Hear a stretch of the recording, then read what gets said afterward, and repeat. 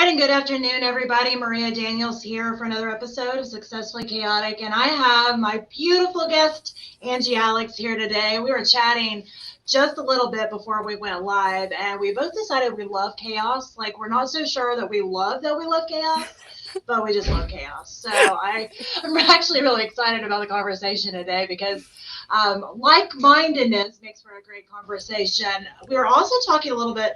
Angie is an author. I did read your bio. You're a lot of things, right? I really You am. model.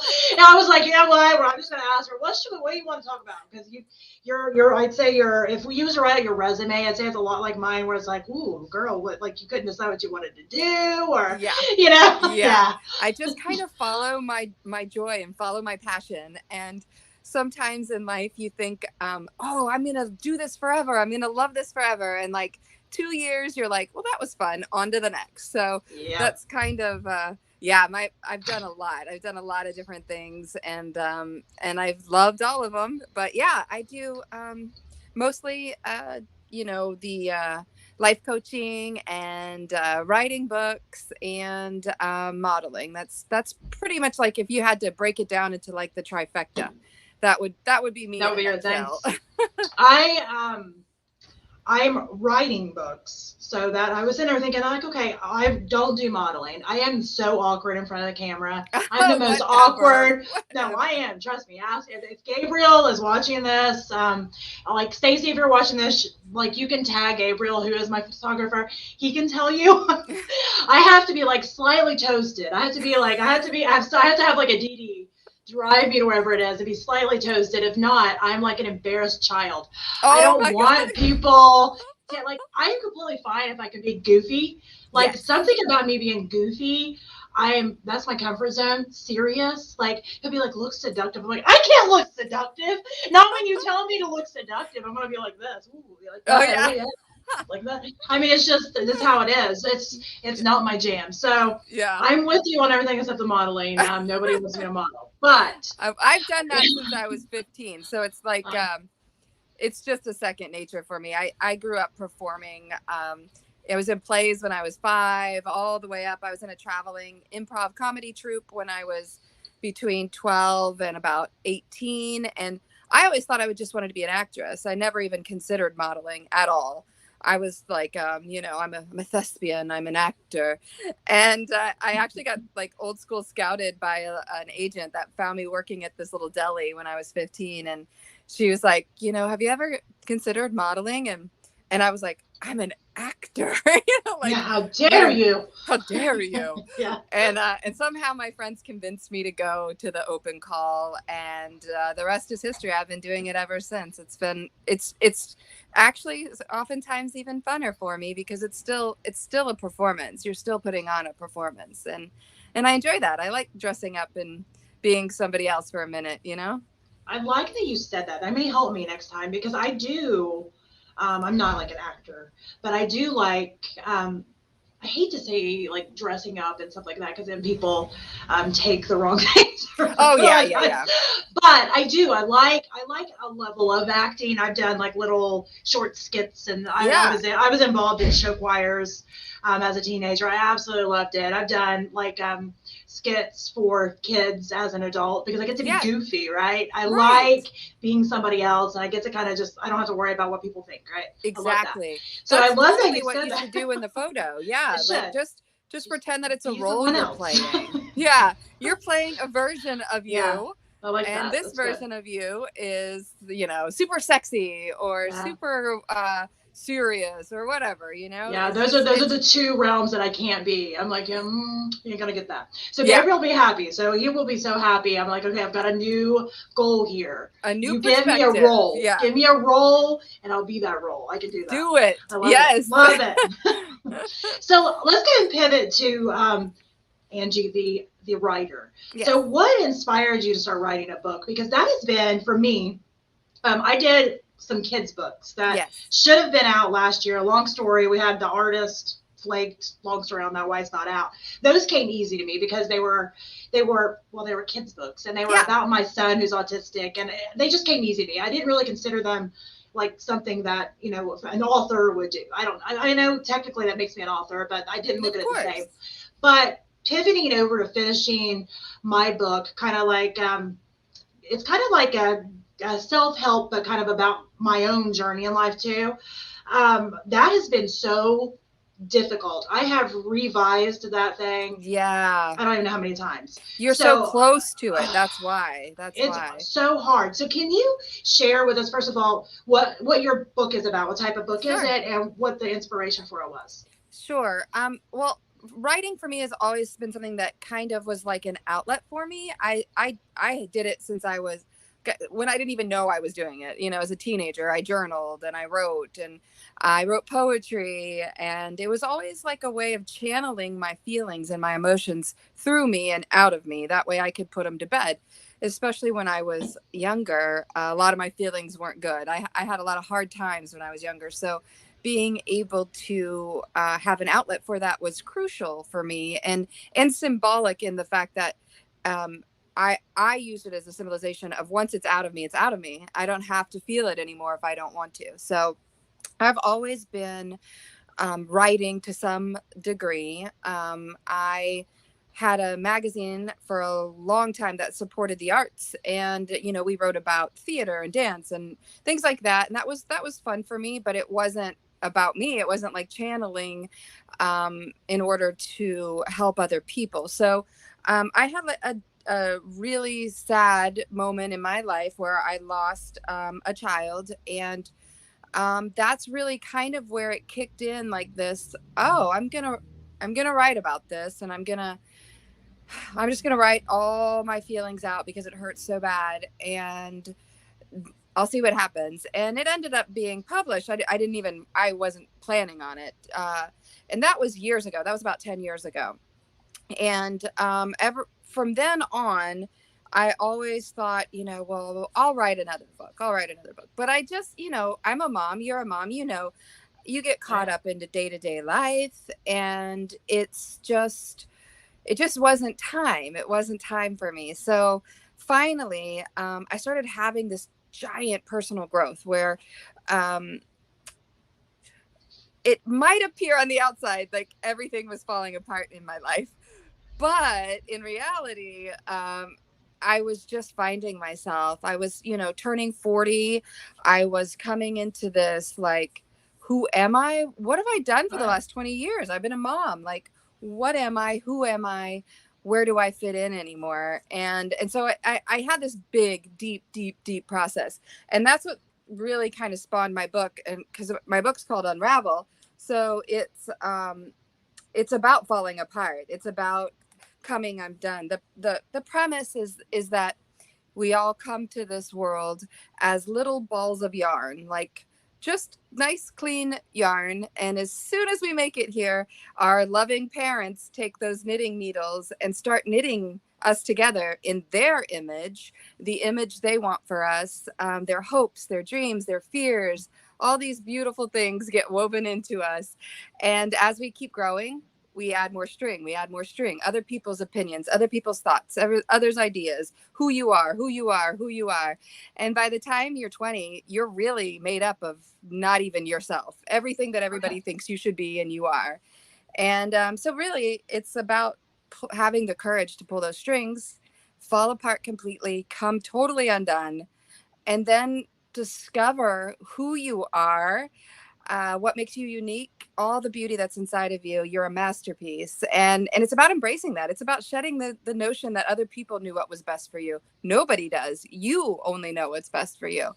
So that's what the book was about. And the process for me, to be honest with you, is it sounds like a lot like yours. I struggled with it for a little bit because I knew it was so important to me. It was like so close to me that it was like, okay, I need it to be perfect. I need it to be perfect. And I would just end up having to make myself sit in quiet, which is rare. Um, and as soon as I started writing, though, it was as if though like I was just receiving and transmitting thoughts that were not my own. So I can open this book up and read, and I'll be like, wow, I said She's that. smart. Wow. Because it's like Yeah. so profound, but Yeah. it's beautiful because it was like I allowed for that process of surrendering, I guess, to the universe and saying, okay, look, I'll take the time. I understand. I've got these thoughts. I live this life that others might want to know about. I live this life that might inspire other people. I have these thoughts and ideas. And in your case, absolutely, like your life will inspire other people. So it's like almost like a beautiful, like when two fighters go to fight and they bow to each other, it's almost like Yeah, what you're doing for the universe. You're like, okay, let's go to work here. I'm going to shut everything off. I'm going to let you speak through me. I'm going to be quiet. And in return, the universe bows and says, well, here you go. Here's all the yeah. goodies you're looking for. And that was the process for me. It was intentional. I know writers that can sit down and, you know, blast out all kinds of wonderful things, even songwriters, like write a song in an hour kind of thing. And I need a little more, I get distracted pretty easy. Like we're talking about thriving in chaos. For me to be quiet and still is really, really difficult. So that's probably why it has to be done like that, because it's like an exercise I'm working out. Absolutely. And I love that you kind of threw it out like that. First of all, I love your analogy of just the yarn because I think, looking back, my parents did the best they could. And I think Absolutely. most parents, I'm not going to say all because there's some crappy ones out there, but most parents genuinely love their children. And even though they're Absolutely. accidentally, putting all this weight on, knitting them in their image, it's Yeah, because they want so much of more for them. course. So Because I, much. I know that with my own children, I've done that. Me I too. have Oh I yeah. have older kids that are grown now, and I have my youngest is 4, and so I've been able to I've been the young mom, and now I'm the older mom, and I've been able to kind of learn and grow through that entire journey, and I know what I do now is different than what I did then. Oh, for Um, sure. in a million ways, in pretty much all the ways, and it's because I get more grace in myself to not be the perfect everything like I did when I was younger. I tried to be Yeah. everything to everybody, PTA mom, show up with all the snacks, and I was trying to Ugh, be like everything. And it was just exhausting. exhausting. I am fine Hmm. being the mom that's like, no, we're bringing nothing. Yeah, exactly. We're bringing nothing because I don't have time right now. And I think some of that, like you said, comes with age. You mentioned 40, Yeah, and I think a lot of women specifically, 40 seems to be that magic it number. is. Few up a few years before, a few years after, whatever, but around that 40, year range, it almost becomes this big aha It where they is. figure out, why did I care Uh-huh. what everybody thought? Why Yeah. did I think that I needed to do, ABC, when it Right. wasn't bringing me joy? It wasn't adding fulfillment to my life. It wasn't doing all these things. And I think at that moment, we're done with showing up and kind of being taken from, and we're Yeah. ready to start receiving. And I love that you kind of like wrote all that into a book. I'm gonna have to get your book and read it. It Oh, I sounds really amazing. hope so. It was just like it just weighed heavily on my heart because I in my life personally, like when I talk about the unraveling that has happened to me, um, it's a process and it's not easy. It's not like I'm telling you to go out and go buy an ice cream cone and eat your ice cream and it's fun. No, no, no, no. It's like it's hard. So, It's hard yeah. work because we, like you said, most of us are fortunate to have parents that loved us. My parents loved us, but what they did was put their ideas and their belief system and their hopes and their fears and everything into us. So you have to pull that apart because even the most well-meaning parent doesn't know what's best for you. Like I tell my kids that now. My kids are teenagers, and I tell them all the time, the best advice I can give you is to learn to listen to yourself, learn to stay in alignment with yourself because I don't know what's best for you. I don't. I can tell you what I want. I can tell you what I don't want to happen to you. And I can tell you all these things, but at the end of the day, only you know what's best for you. So hopefully through, my unraveling and my coming undone, I became a better mom too, in giving them the freedom to become who they are and show up for whatever they're here for, whatever reason they're here for. So I think that was the hard part for just coming to like terms with the book was like I had to admit to myself a lot of the things, and that I was kind of covering up and thinking about my life. Like, oh, this is one of the little pictures of the parents knitting the The little little guy child. together. I love it. So this book actually has a ton of illustrations in it to kind of hit home the fact that, you're just a little ball of yarn, and you can take the knitting needles and knit yourself. And my daughter actually did all these illustrations, so she's a super talented Oh artist. yeah, But that's amazing. Yeah, yeah, it is. It's it's it's great. it's crucial to unravel. I think. I think that we grow up in this society where we're told, especially as women, this is why the 40s are such a big deal. We're Yeah, told all the things that we can be, what we can't be, what we should be, what we shouldn't be, and and so we have a lot of weight on our shoulders, and we're often told to hold it all together. What's wrong with you? Can't you? Why can't you hold it all together? You're weak. Oh my God, you're falling apart at the seams. That is such a bad thing. And so it's all these negative connotations about falling apart that we hear. And in reality, you're going to constantly unravel. Your life is going to fall apart a lot. If you get lucky enough to make it to as old as I am, you'll fall apart probably more than once. And it's actually a great blessing, because in deep tragedy is always a chance to see things from a different perspective, and therefore um, alter how you choose to live your life. It's always a process. Like, there is no finish line. There is no, it's never ending. So there's no race to the end. There's no competition with other people. This is just a journey for yourself to discover all these wonderful things. And unfortunately, some of the most amazing things we discover come from times that are really, really difficult. And I think that's why unraveling is just so important. It's okay. Like, sometimes we just need permission. It's oh okay to yeah, fall apart. It's okay if you're a giant mess.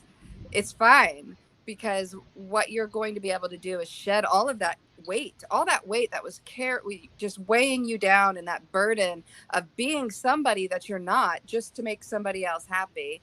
And you'll find your true happiness when you can let all of that go.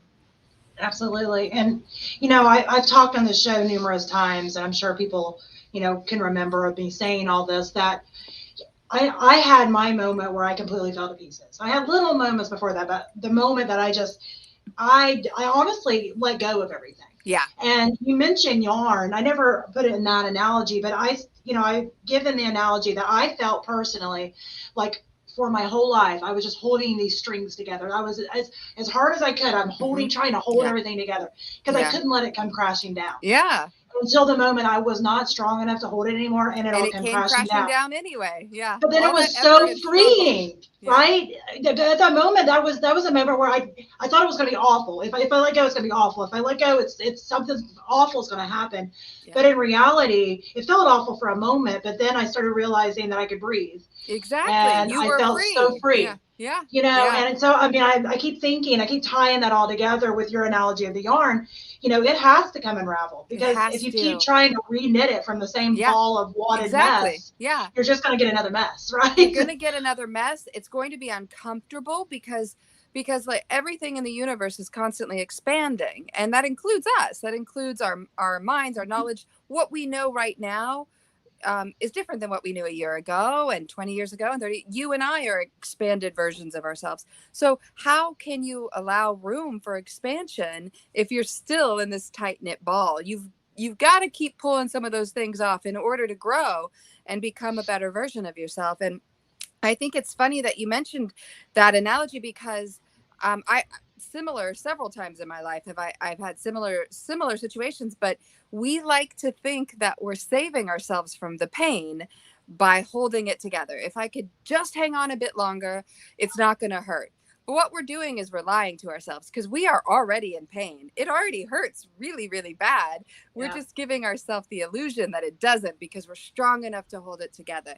But when it does fall apart, because it will, and you'll realize all that effort and struggle was for nothing. But when it does fall apart, you'll realize that, wow, okay, yes, that did hurt, but it wasn't. It feels a bit better now. It feels a bit Yeah. better right now, and I have a feeling it's only going to feel better from here on out. And That's how it was for me too, especially when I lost my daughter. It was like, um, it's actually a really beautiful moment in my life. And part of me feels bad for even saying it because it's a tragedy. But what happened in those moments is, at that point in my life, I was living, um, in like deep despair. I had everything. I had everything I wanted. I had the house, I had the kids, I had the cars, I had the jobs. I had everything that you would think would make me happy.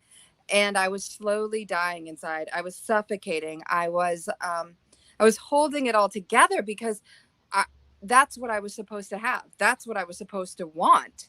Yeah. And if I let it all go, what will I be? A failure, a this or whatever. And so I was, actively holding it all together, and I wasn't doing a very good job at it at all. I was a mess. Like, my life was crashing down around me. And I thought that, this amazing little child that I was going to have would be a kind of a peaceful moment in all of that chaos, and kind of maybe put my life in a different realm. And I just had these notions about what it was going to be. And needless to say, I lost her on Thanksgiving Day. And um in that moment, what happened was, like, she pulled that final string that was holding everything together that I didn't want, everything together that was a part of me that I knew wasn't me, and that I didn't have the courage enough to pull apart myself. That little angel came and pulled it for me. She pulled that string for me, and it all fell apart. It all fell apart. Messy, nasty, horrible. But there's always that but um I was able to be free. I was able to feel like me, and everything was justifiable at that moment because I was in such pain. It was okay if I just let it all go. And I was able to rebuild my life the way I wanted it. I was able to become who I wanted to be without the burden of all that extra baggage. And it's actually extremely beautiful, yet tragic. It's still a beautiful moment. And I think that a lot of people hold their lives together, um, hold on to jobs, hold on to relationships, hold on to friendships, hold on to all of these things, all of these strings that are pulling at you, because we think that's what we're supposed to do. And we think if without them, it's going to hurt. And we need to be honest with ourselves and realize that it already hurts. If you think it's going to hurt later and you don't want to let it go, you're actually already hurting. So just, like a band-aid, rip it off, pull the string, get on with it, let it fall apart, and cry yourself to sleep if you got to, because tomorrow's going to be better. No, I love that. And first of all, I want to say sorry for your loss. I've lost Thank a you. baby as well, so I understand that It's that a hard time. emptiness. It's an Oh God. emptiness that, Yeah, yeah. it was like failure. I felt like a failure because I'd already had, three beautiful children. Mhm. And that was a really, never saw it coming. Yeah, Never in a million years would I have imagined that was what was going to happen. And yeah, I know how that feels for sure. yeah, absolutely. My daughter actually would have been 6, November 1st. Oh, wow. So So yeah, mine would have been 10 right now. Yeah. I can't even imagine. I yeah, can't even imagine what kind of life I would have, but yeah, it is. I mean, and it's just, even during that moment, it was before because I completely fell apart oh yeah. 2019, early 2019. I was still trying to be strong. I was trying to, I had other children that needed me. I Of had course. businesses. I had all the things. But it was slowly kind of eating at me from the Yeah. inside. And I think that's what happens with trauma and pain. And, Hmm. you know, I actually kind of applauded myself. I gave myself pats on the back all the time that how well I handled trauma and how well I handled pain, because I've had a lot of it in my life. And Yeah. I know your story, I know you have as well. Yeah. And, I never wanted to go to therapy because to me, I was like, I don't want to talk about it. I want to push it Right. under the rug, sweep it under the rug, Right. not think about it, because that's what what strong people do, right? Right. So I did that for the longest time until there were so many things that happened just in a row that I felt like I was in a complete fog. and Yeah. I couldn't physically hold it together anymore. It's not like I willingly let it Oh go. I no, no, just no. crashed and burned. It fell. Yeah. Yeah, It disintegrated. Yeah. did absolutely. And and I think for people that are listening right now, I mean, if you're going through some super tough times, we're not saying don't feel the emotion, feel the pain. I think you really need to feel the emotion and feel the pain of it, Absolutely. but you need to let go all the things that are not important, because it's silly. I'm sure you feel the same way. It's silly, some of the things that I worried about. Oh God. Like, Yeah. I look back down, I'm like, I don't even know what, like, I can't even tell you why I thought I needed to worry about it. Like, I I have no know. idea. Like, I I don't. know. It's interesting you mentioned that because I think about that in my life. I think I had a very much like a fear-based mindset growing up. And again, I don't think my parents were trying to make me Yeah. fearful. Of course, everything is done out of love. They want to protect me. But in trying to do that, I was afraid of a lot of things. I was worried about a lot of stuff. I was fearful about a lot of stuff, and that is really hard to overcome. And I think that's kind of how when we grow up like that and we live life like that, and then we get to these moments when we get to be adults where everything seems to be falling apart, we're just afraid of what's going to happen and that it's not going to feel any better. And that's okay. It's okay to be afraid. It's okay to feel all of these feelings you have. Like, that's your navigation system, is your feelings. That's what should be guiding you through life. And if you're tuning it out, it's going to get louder and the messages are going to get stronger Yeah. and most likely more painful. So it's like, the best thing we can do is kind of tune into our own feelings and feel them, process them, and let them go, because all these moments are just moments in time, right? You can collectively put them together and say, wow, I've had a great life. But those moments don't exist anymore. I have right now. That's what I have. And I can choose to think back about the times that I was sad, or I can choose to think about right now, this moment in my life right now, all is well. Everything's perfect. Absolutely. I'm talking to a beautiful friend on this wonderful like technology that we have now, and I mean, all is well, really. All is well. I think it's a matter of perspective. Absolutely. I love that. And I do want to kind of transition now to Yeah, talking about, you do life coaching. I do. So I would guess, and I mean, correct me if I'm wrong, but I would guess a lot of your life coaching came from a lot of the need when you were going through all of your own struggles in your life. Absolutely. Absolutely. For me, it was about, I've always been an empath. So as long as I can remember, people always felt comfortable around me. Strangers would come and sit next to me on a bench and start telling me about their life and Yeah. all of their hard times. And they just knew that I was going to take that energy and try to at least remove it from them. And maybe they felt a little lighter after talking to me. And that's been honestly, as long as I can remember. I was a child when those things started happening. And so I went through a lot in my life, a lot of struggles, a lot of chaos, a lot of hardships. And so for me, it was really important to be able to let other people know, you know, I can only see things through the eyes of self. So I know what I went through. I know how I felt, and I know how I overcame, or that I overcame, because I'm here. But um, I can't specifically know how you feel, but I can tell you all the things that I've made it through, and all the reasons, and all the whys, and all the hows. And so for me, that was kind of something that I found great joy in, because um, all the times in my life that were hard, I had to save myself.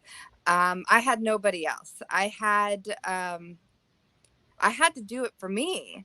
And so for me to be able to maybe be somebody when somebody doesn't have anybody, to be that person Yeah. that somebody can talk to and say, "Oh, look, here's what I'm going through. I can't see a way out." It's just that, like I said, it's a matter of perspective. Anybody can shift your perspective, and and change your life. So that's kind of how I see it. I don't have the answers. I hardly have the answers for myself. So I definitely don't have the answers for you. But what I can do is I can probably do you the biggest favor anybody could ever do you, and that's point you back to yourself. If you're looking for others for answers, if you're looking for others to save you, if you're looking for a teacher or a savior or any of this stuff outside of you, you're searching in the wrong places, because everything you need is inside of you. So if I can point you back to yourself just through a little bit of perspective change or encouragement or sharing a story very similar maybe that I went through, then I feel like I can't explain it. I feel really good. And it doesn't hurt me to share my stories. Like, a lot of people still have a lot of emotion connected to their stories. It doesn't hurt me. I can talk about it. I can be honest with people and tell people, look, I went through this. I went through this. I went through this.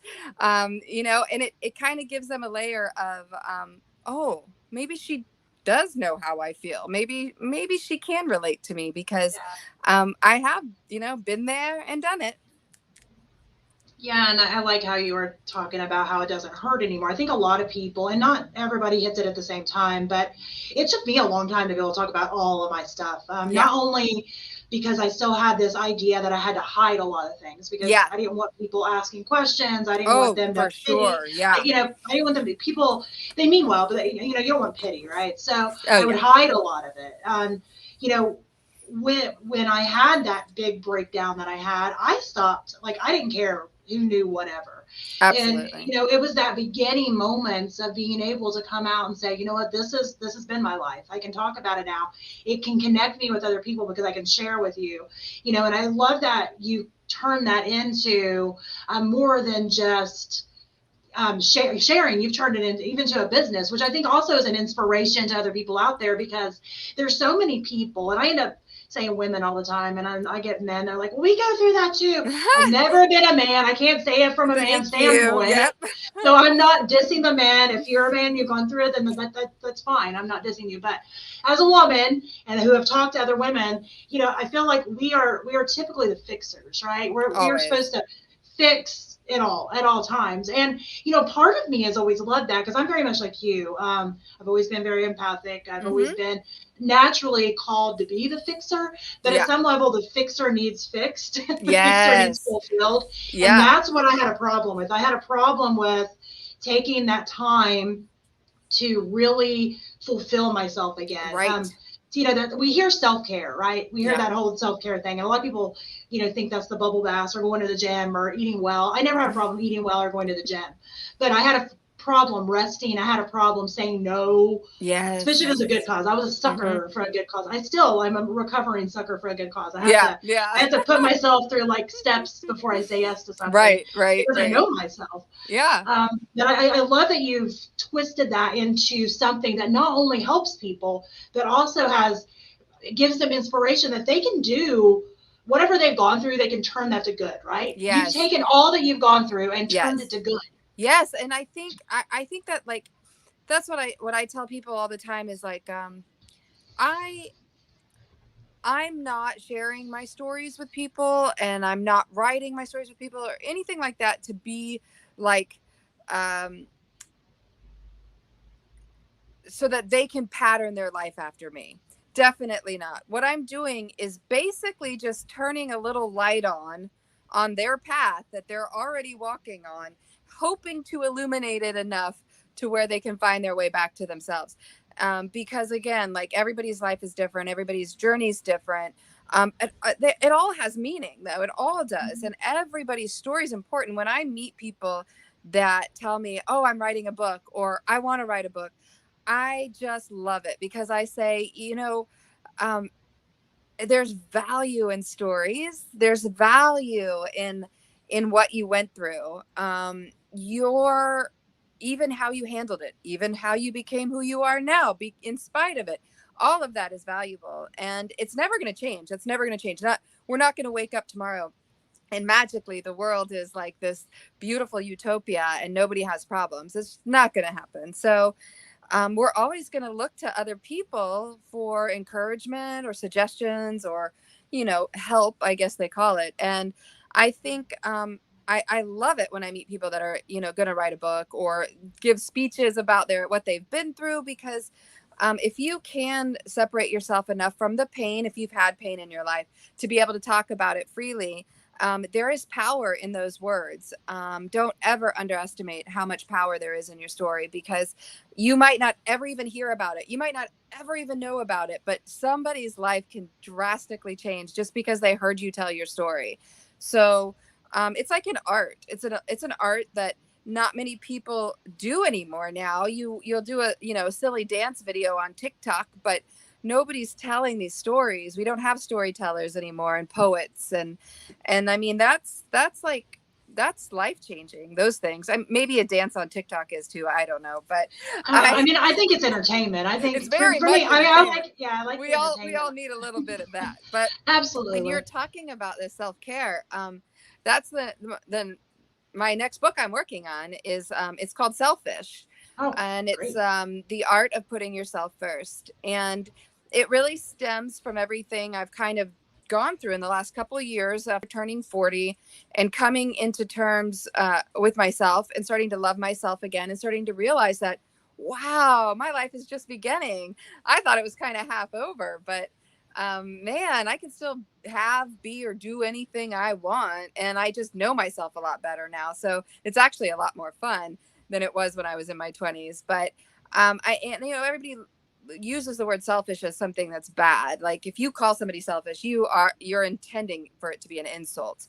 But I think we should kind of shift the narrative on that, because like I said before, all you can do is be selfish. All you can do is see through the eyes of yourself, this being that's here. That's all you can do. You can never see through anybody else's eyes. You can never feel through anybody else. So you can feel your way to happiness by being yourself and putting yourself first. And that's definitely against everything I heard growing up.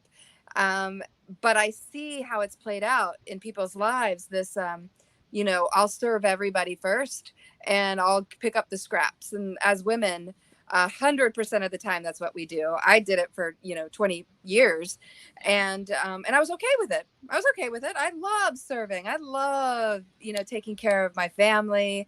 Um, I adore it, but I didn't love myself at the same time. I didn't truly embrace who I was, what made me unique, what made me special, what made me quirky and weird, and all these things. And it wasn't until my 40s that I started to do that. And then I realized that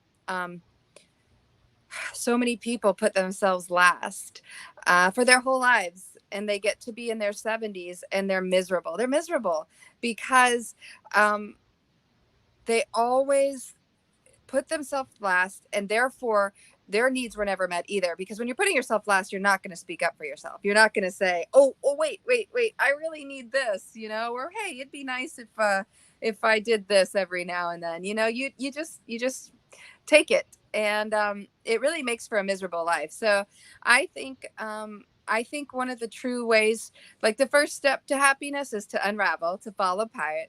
And the second step is, as you're rebuilding yourself in this beautiful, strong image of who you truly are, is to start putting yourself first, because you can't pour from an empty cup. So if you've been serving, pouring, girl, you're empty. And one Absolutely. Sunday isn't going to fill you up, sweet pea. No, You got to put yourself first. You got to say no. You've got to say, look, this is for me. Like, if I'm not happy, how in the world would I ever have a chance of helping somebody else be happy? I never would. Nope. absolutely. Oh, No, I feel that's like you're writing my story. Like I feel yes. like you're like, okay, unravel, check, putting yourself first, check. I mean, and I do want to note that, if somebody is listening and they haven't been through the unraveling, the fact that we're sitting here saying putting yourself first, if you're used to putting yourself last, can sound like, wow, okay. Yeah. It Because can I sound like probably crazy talk. it Yeah. can, yeah. And even at the beginning, I don't know if you felt like this, but at the beginning, I questioned. I'm like, is this right? Should I be doing this? Oh, for Is this sure. okay? For Because sure. we still have that programming. It's hard to It overcome. It is. was deeply in and for me it was even deeper, because both of my parents are extremely religious. So they both were ministers, and I went to a private school my whole life. So I not only had it like just from normal societal like standards, I also had it from another area coming to me that, you know, I was always going to be last because I'm supposed to put this first, this first, this first, and then you are way down here at the bottom because you're broken and you're worthless and you're useless and blah, blah, blah, blah, blah. Yeah. So that was like a lot to overcome. And I think anybody that's grown up like that can relate to that. And it does sound so foreign to say, no, I'm gonna put myself first, because it sounds like you're just gonna be this awful human being that doesn't care about anybody else. But that's not the case at all. Absolutely not. You're just choosing to put yourself first because this is your race. This is your journey. If you, like, how would you even enjoy it if you're not, you know, cultivating yourself and making sure that you're following your joy? That's what I tell people all the time. Is it's simple. It's really simple. We're here to feel feelings. Sometimes we like to feel bad feelings. Sometimes we like to feel good feelings. Mostly we like to feel good feelings. So if we can make choices in our life where it feels good, and even if it's just something silly, like, you know, I kind of want to take a walk right now, it's going to feel good. Well, do it. Your guidance system is guiding you to those good feelings. And as you keep going, the universe keeps reciprocating. It's the law of attraction. So you're going to keep getting back what you're seeking, what you're putting out. So if you can follow your joy and selfishly put yourself first, you're going to be A-okay. You're going to have some good times. You're going to be happy, and you're going to spread that joy to everybody else around you, because it's impossible to be rude and disrespectful to somebody if you're minding your own business and you're happy in yourself. You won't be rude. And I think that's what people think. Oh, you're selfish. You're going to be rude to other people. No, I mean, I'm sure some people are like that, whatever, but it doesn't mean you have to be, you know? Yeah, and my grandpa was a Southern Baptist preacher, so I feel you Yes. on that level too. Yes. Yes.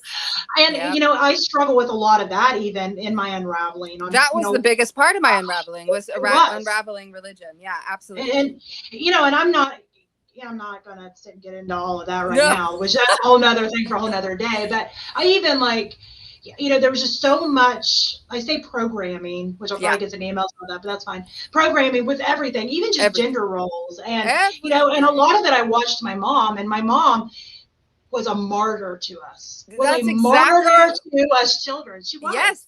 That's exactly the inspiration for my book, was my mom. Absolutely. Yeah.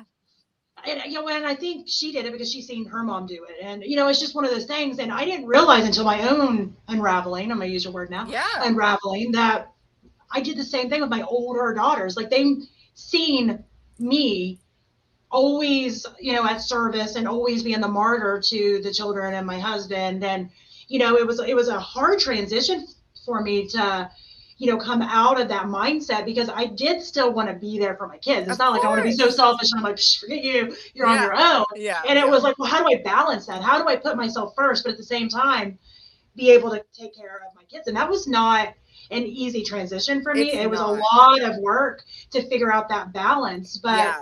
And what, you know, what I'm going to say real quick, and I'm so sorry to interrupt you. I just had a point that was based on what you just said, and I didn't want to forget it. So I'm so sorry. No, go for it.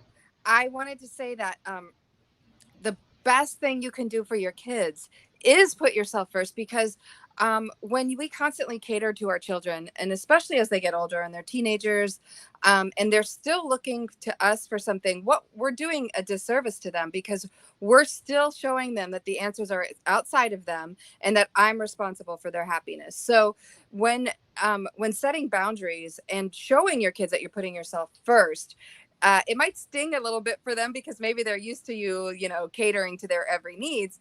But at the same time, you're really actually being the best mother you can be, because to be the best mother, you have to point them to themselves. You have to show them that in spite of what you do, they can choose to be happy or they can choose to be sad. And it literally has nothing to do with you. So in that's the struggle we have as moms, though, is we're like, we feel that if we don't do this for our kids, or we put our kids, like I will help you as soon as I'm done doing what I'm doing. That is so crucial for them to understand that it's okay where you fall in line with me. I still love you. I'm still going to help you, but you can't have everybody, just jump when you say jump. And these are valuable lessons for your kids to learn.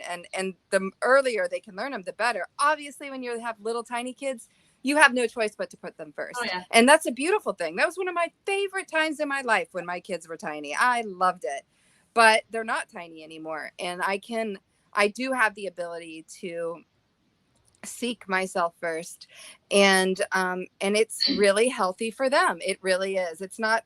It's like the opposite of everything we think. We think, oh no, I'm going to damage them, and everybody's going to be mad at me. And no, no, no, no. You're going to do them a world of favor by putting yourself first, because then they'll choose themselves too. As they should, because I think a lot of, mental health issues can kind of derive from the act of always putting other people first. Can you believe that weight? Like I said, that's my mom. She's the main inspiration for me writing this book. She's 73 years old, and never ever put herself, not even close to second, not even close to third, let alone first. She's never got a massage in her entire life. She never went to the salon. She doesn't go and do anything fun for herself. She has like crooked teeth, and she never once got braces for herself, even though, my family was, very privileged. They could have easily afforded it. It was just like, she just had to put herself last. She just had to put herself last. And at 73 years old now, she is worn down. She looks it, she feels it, and it's not even happiness anymore. Like when I go visit them, I hear her making breakfast for my dad or coffee for my dad, and she's audibly like grunting because she's not happy with it. Like, your service has not even become happiness. So what do you do then, at that point, when you've literally served for 50 years and it's almost like it's a lost cause at that point. But I mean, how many people can relate to that, especially that generation, 60s and 70-year-olds? Come on, you guys put yourself like at the very bottom. Like, you would take care of your neighbor before you take care of yourself. And it was expected, especially in the religious world. 100%. That is exactly what is expected. Yeah. That is what is demanded of you. Mm-hmm. And it's like, you do it because you think you're doing the right thing. You think you're making the right choices, and that's okay. We all thought things that we now know are not true. We all did. We all believed things that we now know to be different. So it's okay to pivot. It's okay to say, oh, wow, I just learned something new. I'm going to try something different with my life. And that's part of life, is those pivoting moments, and those moments of saying, whoa, I didn't know that. And I think that's what's beautiful about it. And so even in your 70s, you could still choose to put yourself first and live out the remainder of your years in happiness, Absolutely. Well, and I think, overall, we're not saying don't give to your neighbor, don't go volunteer, I want to make sure I shout that out for people go, well, I'm saying, definitely do all of that. Leave it off of social media, that nobody gives a crap. Just do it for yourself, Well, and it's, again, taking that time to feel yourself, to where when you choose to serve, yes, you're not emptying yourself. Yes. And it is meaningful. It's meaningful. And you're not grunting while you're doing it. You're not grunting. You're like, you're actually enjoying it, because you are so full that in giving, it doesn't feel like giving. And I think that's the point. Most of us are maybe operate at a quarter tank. So when we give and we go and we serve our community, or we go and, bring socks to the homeless, or whatever your thing is, whatever it is you do. And I hope you all do things. I hope you do. I do. But I do it when I'm as a full person, because when you do it as an empty energy, empty happiness level, you're sort of doing it begrudgingly, and you might as well not do it at all at that point. Fill yourself up, go with joy, and change somebody's life. Give them the opportunity to feel what it feels like to experience love, just because your presence is with them. You can feel people's energy. If somebody's got good energy because they give a crap about themselves, you'll feel it and it'll feel good and you'll want it. So I think that's like top notch right there. Serve your community, like show them what it feels like to feel good. Yeah. 98% of people aren't happy. Oh So, no. Oh, and they're show just them. checking a box. They're going and doing, whatever the task is, the service is, just to check a box. Oh, yeah. Just like, Or it's oh, I even got done. sometimes it's expected of them, depending on, where they live or their culture or their church or whatever. It's expected that you show up and do this. And it's not done a lot of times out of wanting to. It's done out of a necessity. And I mean, I can tell you, I'm guilty of that before too. I've done that. In times in my life where it was like, I felt like I had to do something. So I'll go down because I have all this stuff. I'll go and, you know, serve my community for a minute. And, and granted, I was there, but I wasn't really there. My heart wasn't there. So I think, if you can cultivate this beautiful, beautiful happiness and love in yourself, you'll want to do things for other people. The selfishness of being selfish won't even play a role. You're not going to turn away from somebody. You're not going to see somebody in need and say tough crap. You just won't, because that's not what love is. That's not what happiness is. That's what emptiness is. And you'll be neither of those. You will be full and you will be happy when you're cultivating and caring for yourself. Absolutely. I love that. I love this conversation. I Me feel like I could too. talk for a whole other hour, but we're getting pretty high on the timeline I here. So know. Can you believe it? I know it's crazy. I feel like I could just keep talking I about know. this It's because been I think it's wonderful. such an important topic. I really, really do. I do And I too. think if more people would start to realize that, you know, I love that you're naming your book selfish, first of all. That Thank the you. definition of selfish is not exactly what they think it is. It's self-love. It It's is. being self-full, it's all of those things. And that then in turn, as you're full, like you mentioned, you're so It overflowing overflows. Yes. that you can help but to reach out and serve others. And I think that's the defining, point there, is that if you are empty, if you're going and just checking a box, going and showing up because you have to, you're going to Yeah. get more empty and more empty and more empty until Yes. there's really nothing left. And that sounds like what you're trying to solve in humanity right now, I'd love for Angie. people to just take care of themselves a bit Yeah. more. And I think that's what, the whole book of Unraveling is just people are so afraid of being honest with themselves because they're afraid of what they're going to find. They're afraid that, they're not a good person, or inside of them is a monster. And it's just not true. You're a beautiful masterpiece when you can pull apart the lies that you're carrying about you that other people told you. And this Or that is, you've told yourself. a lot of the times you tell yourself. Sometimes when you're a kid, it's told to you, and then you repeat it over and over and over Mhm. again in your mind. So you end up being the bad guy and not the person that originally said it. But I think it's just so important right now to um, to live your life like this, because it's hard out there enough.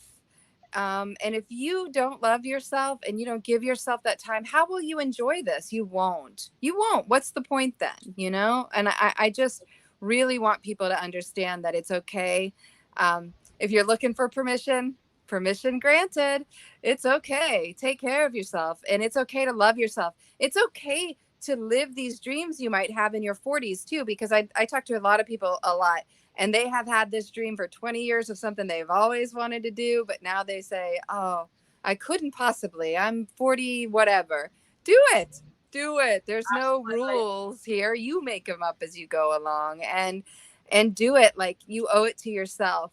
You owe it to yourself to express yourself how you want, to be happy, to be free, and to be not empty. Because like you said, when you meet an empty person, they're usually trying to suck off of yours stuff too. But they're definitely empty, and you know it. And So, fill yourself up, fill it up, and change the world. That's it, because if you have a bunch of full people, man, that's some power right there. Absolutely. So your book Unraveled, where can Yes. people buy that?